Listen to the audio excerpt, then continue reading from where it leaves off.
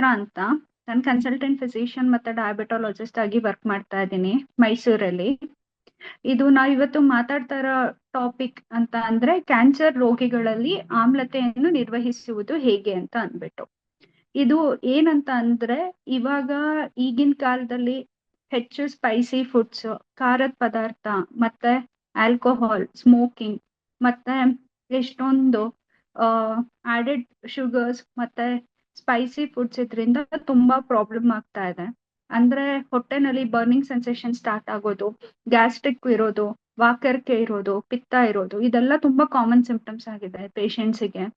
Usually ನಾವು ನೋಡೋ O P ಡಿನಲ್ಲಿ regular ಆಗಿ ಆಲ್ಮೋಸ್ಟ್ ಒಂದಿನ ದಿನದಲ್ಲಿ 10 ಪೇಷಂಟ್ಸ್ ಇದ್ರೆ ನಮಗೆ 3 ಪೇಷಂಟ್ಸ್ ಈ ತರ ತೊಂದರೆಯಿಂದ ಬರ್ತಾ ಇರ್ತಾರೆ. ಗ್ಯಾಸ್ಟ್ರಿಕ್ ತೊಂದರೆ ಅಂತಾನೆ ಬರ್ತಾರೆ.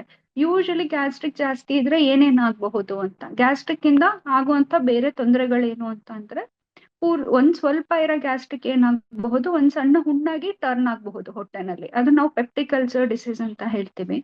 ಅಲ್ಸರ್ ಡಿಸೀಸ್ ಅಲ್ಲಿ 2 ತರ ಇರುತ್ತೆ. ಒಂದು ಹೊಟ್ಟೆನಲ್ಲಿ ಇರಬಹುದು, ಇನ್ನೊಂದು ಡಿಯೋಡಿನಮ್ ಅಂತ ಹೇಳ್ತೀವಿ. ಎರಡರಲ್ಲಿ ಒಂದ್ ಕಡೆ ಏನಾದ್ರೂ ಆತರ ಅಲ್ಸರ್ ಆಗಬಹುದು, ಫಾರ್ಮ್ ಆಗಬಹುದು. ಮತ್ತೆ ಇನ್ನೊಂದು ಪ್ರಾಬ್ಲಮ್ ಏನಾಗಬಹುದು ಅಂದ್ರೆ ಆ ಅಲ್ಸರ್ ಏನಾದ್ರೂ ತುಂಬಾ ಜಾಸ್ತಿ ಆದ್ರೆ ತೂತ ಆಗಿ ಅದರಿಂದ ಹೊರಗೆ ಸೆಕ್ರಿಷನ್ಸ್ ಎಲ್ಲ ಬಂದು ಹೊಟ್ಟೆ ಪೂರ್ತಿ ಸುಟ್ಟು ಹೋಗೋ ಚಾನ್ಸಸ್ ಕೂಡ ಇರುತ್ತೆ.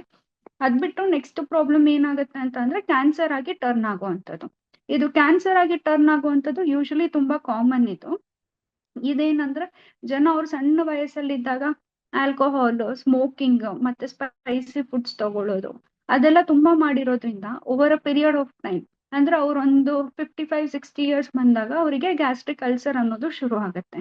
ಸೊ ಅದರಿಂದ ಕೂಡ ಈ ತರ ತೊಂದರೆ ಆಗಬಹುದು. ಸೊ ಇದೆಲ್ಲ ನಾವು ಹೇಗೆ ಕಂಟ್ರೋಲ್ ಮಾಡ್ಕೋಬಹುದು ಅಂತ ಅಂದ್ರೆ, ಮೊದಲು spicy foods, oily foods, junk foods ನ ಕಡಿಮೆ ಮಾಡ್ಬೇಕಾಗತ್ತೆ. ಖಾಲಿ ಹೊಟ್ಟೆನಲ್ಲಿ ಕಾಫಿ ಟೀ ಕುಡಿಬಾರ್ದು. ಬೆಳಗ್ಗೆ ಎದ್ದ ತಕ್ಷಣ ಕಾಫಿ ಕುಡಿಯೋದು, ಬೆಳಗ್ಗೆ ಎದ್ದ ತಕ್ಷಣ ಟೀ ಕುಡಿಯೋದು, ಅದನ್ನ ಒಂದ್ ಸ್ವಲ್ಪ ಕಡಿಮೆ ಮಾಡ್ಬೇಕಾಗತ್ತೆ. ಮತ್ತೆ ಊಟ ಮಾಡಿದ ತಕ್ಷಣ ಮಲಗಬಾರ್ದು. ಒಂದ್ ಸ್ವಲ್ಪ 5 ಮಿನಿಟ್ಸ್ 10 ಮಿನಿಟ್ಸ್ ಒಂಚೂರು ಓಡಾಡಿ ಮಾಡಿ ಆಮೇಲೆ ಮಲಗ್ಬೇಕು. ಮಲಗ್ಬೇಕಾದ್ರೂ ಅಷ್ಟೇನೆ ಒಂದು ದಿಂಬಿನ ಸಪೋರ್ಟ್ ತಗೊಂಡು ಅದ್ರ ಮೇಲೆ ಮಲಗ್ಬೇಕು. ನಾವು ಸೀದಾ ನೇರವಾಗಿ ಮಲಗಬಾರ್ದು. 1 ಅಥವಾ 2 ಪಿಲ್ಲೋ ಮೇಲಿಟ್ಕೊಂಡು ನಾವು ಮಲಗ್ಬೇಕಾಗತ್ತೆ. ಕೆಲವೊಂದು ಇದು ಕೂಡ ಅಷ್ಟೇ, ಎಣ್ಣೆಲಿ ಕರ್ದಿರೋ ಪದಾರ್ಥ ಅದನ್ನ ಕಡಿಮೆ ಮಾಡ್ಬೇಕಾಗತ್ತೆ.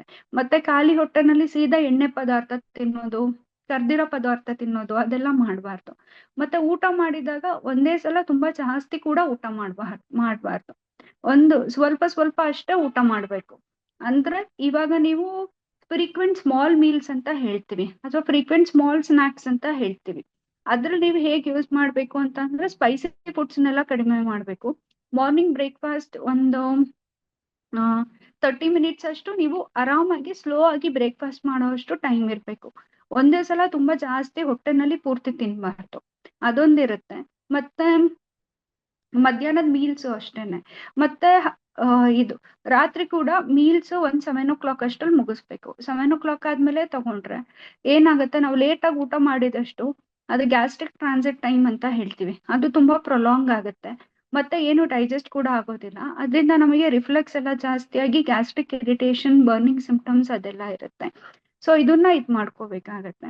ಕೆಲವೊಂದ್ಸಲ ಇದು ಇವಾಗ ಯೂಸ್ ಮಾಡ್ತಾ ಇರೋ ಕೋಲಾ, ಪೆಪ್ಸಿ ಅದೆಲ್ಲ ಏನ್ ಮಾಡುತ್ತೆ ಅಂತ ಅಂದ್ರೆ ಲಿವರ್ನ ಕೂಡ ಇಂಜುರಿ ಮಾಡುತ್ತೆ.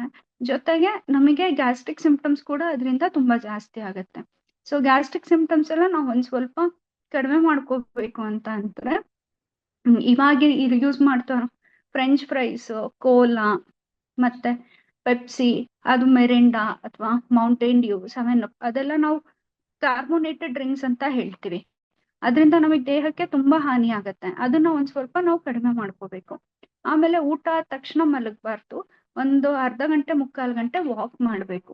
ಫ್ರೀಕ್ವೆಂಟ್ ಸ್ಮಾಲ್ ಮೀಲ್ಸ್ ಇದೆಯಲ್ಲ, that is the best plan you can have. And you have to avoid added chilli powders. ಅಂದ್ರೆ ಈಗ ಫ್ರೆಂಚ್ ಫ್ರೈಸ್ ಮೇಲೆ ಖಾರದ ಪುಡಿ ಹಾಕೋದು ಅಥವಾ ಜಸ್ಟ್ ಸೌತೆಕಾಯಿ ಅಂತ ತಿನ್ಬಹುದು, ಬಟ್ ಅದ್ರ ಮೇಲೆ ನೀವು ಖಾರದ ಪುಡಿ ಉಪ್ಪೆಲ್ಲ ಹಾಕೊಂಡು ತಿನ್ನೋದು ಅದೆಲ್ಲ ಡೈರೆಕ್ಟ್ ಖಾರ ಏನ್ ಮಾಡುತ್ತೆ ಅಂದ್ರೆ ಹೊಟ್ಟೆ ಮ್ಯೂಕೋಸಾ ಇರುತ್ತಲ್ಲ, ಸ್ಟೊಮಕ್ ಅಲ್ಲಿ ಮ್ಯೂಕೋಸಾ ಅಂತ ಒಂದು ಪ್ರೊಟೆಕ್ಟಿವ್ ಲೇಯರ್ ಇರುತ್ತೆ, ಅದನ್ನ ಅದು ಡೈರೆಕ್ಟ್ ಆಗಿ ಬರ್ನ್ ಮಾಡುತ್ತೆ. ಸೊ ಅದನ್ನ ಒಂದ್ ಸ್ವಲ್ಪ ಅವಾಯ್ಡ್ ಮಾಡ್ಬೇಕಾಗತ್ತೆ. ಸೊ ಈ ತರ ಮಾಡಿದ್ರೆ ನಮಗೆ ಸ್ಟಮಕ್ ಕೂಡ ಇಟ್ ವಿಲ್ ಬಿ ಗುಡ್. ಅಂದ್ರೆ ನಮಗೇನು ಆತರ ತೊಂದರೆ ಆಗೋದಿಲ್ಲ ಅನ್ನೋ ಹಾಗೆ. ಮತ್ತೆ ಈ ತರ ಎಲ್ಲ ಇರೋದ್ರಿಂದ ಏನೇನ್ ಕಾಂಪ್ಲಿಕೇಶನ್ಸ್ ಆಗಬಹುದು ಅಂತ ನಾನ್ ಹೇಳ್ದೆ. ಒಂದು ಸಣ್ಣದಾಗಿ ಹುಣ್ಣಿರ್ಬಹುದು, ಅದೇ ದೊಡ್ಡದಾಗಿ ಅದರಿಂದ ತೂತಾಗಿ ಪರ್ಫೋರೇಷನ್ ಅಂತ ಹೇಳ್ತೀವಿ ಅದಾಗಬಹುದು. ಅದ್ ಬಿಟ್ರೆ ಇನ್ನೇನ್ ತೊಂದರೆ ಆಗಬಹುದು ಅಂದ್ರೆ ಕ್ಯಾನ್ಸರ್ ಆಗಿ ಟರ್ನ್ ಆಗಬಹುದು. ಕ್ಯಾನ್ಸರ್ಗೆ ಎಷ್ಟೊಂದು ರಿಸ್ಕ್ ಫ್ಯಾಕ್ಟರ್ಸ್ ಇರುತ್ತೆ. ಫ್ಯಾಮಿಲಿ ಹಿಸ್ಟ್ರಿ ಇದ್ರೂ ಕೂಡ ಬರಬಹುದು, ಮತ್ತೆ ಜೆನೆಟಿಕ್ಸ್ ಇದ್ರೂ ಕೂಡ ಫ್ಯಾಮಿಲಿ ಜೆನೆಟಿಕ್ಸ್ ಅಲ್ಲಿ ಪ್ರಾಬ್ಲಮ್ ಇದ್ರೂ ಬರಬಹುದು. ಇನ್ನೊಂದು ಸ್ಟಮಕ್ ಅಲ್ಲಿ ತುಂಬಾ ಕಾಮನ್ ಇನ್ಫೆಕ್ಷನ್ ಏನು ಅಂತ ಅಂದ್ರೆ ಹೆಚ್ ಪೈಲೋರಿ ಅಂತ ಹೇಳ್ತೀವಿ. ಹೆಚ್ ಪೈಲೋರಿ ಇನ್ಫೆಕ್ಷನ್ ಇದ್ದಾಗ ಕೂಡ ಈ ತರ ಗ್ಯಾಸ್ಟ್ರಿಕ್ ಈ ತರ ತೊಂದರೆಗಳು ಆಗಬಹುದು. ಸೊ ಹೆಚ್ ಪೈಲೋರಿನ ನಾವು ಡಯಾಗ್ನೋಸ್ ಮಾಡ್ಬೇಕು ಅಂತ ಅಂದ್ರೆ ನಾವು ಮೊದಲು ಎಂಡೋಸ್ಕೋಪಿ ಮಾಡಿಸ್ಬೇಕಾಗತ್ತೆ. ಎಂಡೋಸ್ಕೋಪಿನಲ್ಲಿ ಏನ್ ತೊಂದರೆ ಇದೆ ಅಂತ ನೋಡ್ತೀವಿ.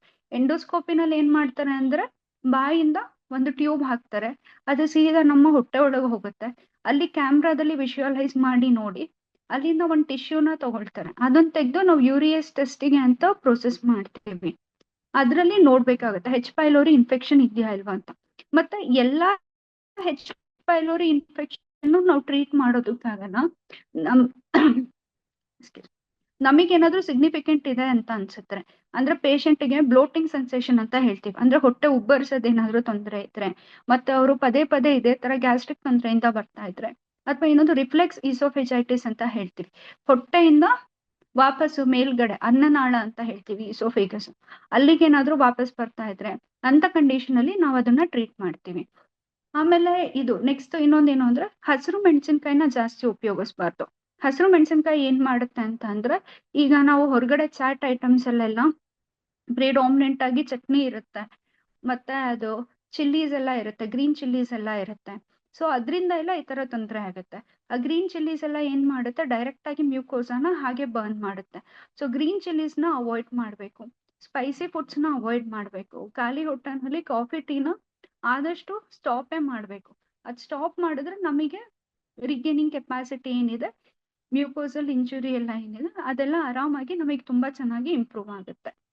ಆಮೇಲೆ ಇದು ಬೇರೆ ತೊಂದರೆಗಳು ಏನು ಅಂತ ಅಂದ್ರೆ ಹೊಟ್ಟೆ ಉಬ್ಬರ್ಸೋದೆಲ್ಲ ಇದ್ರೆ ಅದಕ್ಕೆ ನಾವೇನ್ ಮಾಡ್ಬೇಕಾಗತ್ತೆ, ಗ್ಯಾಸ್ ಜಾಸ್ತಿ ಫಾರ್ಮ್ ಆಗ್ತಾ ಇದೆ ಅಂತ ಅನ್ಸುತ್ತೆ. ಆ ತರ ಹೊಟ್ಟೆ ಉಬ್ಬರಿಸಿದಾಗ ಪ್ರಾಬ್ಲಮ್ ಆದಾಗ ನಾವು ಮಾತ್ರೆಗಳೆಲ್ಲ ಶುರು ಮಾಡ್ಬೇಕಾಗತ್ತೆ. ಬಟ್ ಮಾತ್ರೆಗಳೆಲ್ಲ ಶುರು ಮಾಡೋದಕ್ಕಿಂತ ಮುಂಚೆ ಇದೆಲ್ಲ ನಮಗೆ ಪ್ರಿವೆಂಟಿವ್ ಆಸ್ಪೆಕ್ಟ್ಸ್ ಆಗತ್ತೆ. ಅಂದ್ರೆ ಡಯಟ್ ಅಲ್ಲಿ ಫಾಲೋ ಮಾಡೋದು, ಅರ್ಲಿ ಮಾರ್ನಿಂಗ್ ರೆಗ್ಯುಲರ್ ಎಕ್ಸರ್ಸೈಸ್ ಮತ್ತೆ ವಾಕ್ ಮಾಡೋದು, ಆಮೇಲೆ ಎದ್ದ ತಕ್ಷಣ ಒಂದ್ ಲೋಟ ನೀರ್ ಕುಡಿಬೇಕು, ಅದೆಲ್ಲ ನಮಗೆ ಪ್ರಿವೆಂಟಿವ್ ಮೆಷರ್ಸ್ ಆಗುತ್ತೆ. ಒಂದ್ ಸ್ವಲ್ಪ oily foods, junk foods, spicy foods ಅದೆಲ್ಲ ಒಂಚೂರು ಕಡಿಮೆ ಮಾಡಿದ್ರೆ ಇದು ಗ್ಯಾಸ್ಟ್ರೈಟಿಸ್ ಮತ್ತೆ ಗ್ಯಾಸ್ಟ್ರಿಕ್ ಇಂದ ಆಗುವಂತಹ ಕ್ಯಾನ್ಸರ್ ಏನ್ ಹೇಳ್ತೀವಿ ಗ್ಯಾಸ್ಟ್ರಿಕ್ ಕ್ಯಾನ್ಸರ್ ಅಂತ ಹೇಳ್ತೀವಿ, ಅದನ್ನ ನಾವು ಕಂಪ್ಲೀಟ್ ಆಗಿ ತಡೆಗಟ್ಟಬಹುದು. ಇವಾಗ ನಮಗೆ ಟ್ರೀಟ್ಮೆಂಟ್ ಇದೆ ಗ್ಯಾಸ್ಟ್ರಿಕ್ ಕ್ಯಾನ್ಸರ್ಗೆ, ಇಲ್ಲ ಅಂತ ಹೇಳ್ತಾ ಇಲ್ಲ.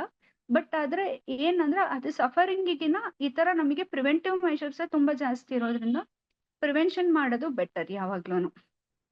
ಸೊ ಇದನ್ನೆಲ್ಲ ಫಾಲೋ ಮಾಡ್ಕೊಂಡು ಆಮೇಲೆ ರೆಗ್ಯುಲರ್ ಆಗಿ ವಾಕ್ ಮತ್ತೆ ಎಕ್ಸರ್ಸೈಸಸ್ ಮಾಡಿ, ಊಟ ಮಾಡಿದ್ಮೇಲೆ ಒಂದ್ ಅರ್ಧ ಗಂಟೆ ಆದ್ಮೇಲೆ ಒಂದ್ 10 ಮಿನಿಟ್ಸ್ ವಾಕ್ ಮಾಡಿ, ಆತರ ಎಲ್ಲ ಮಾಡಿದ್ರೆ ಈಸಿ ಆಗುತ್ತೆ.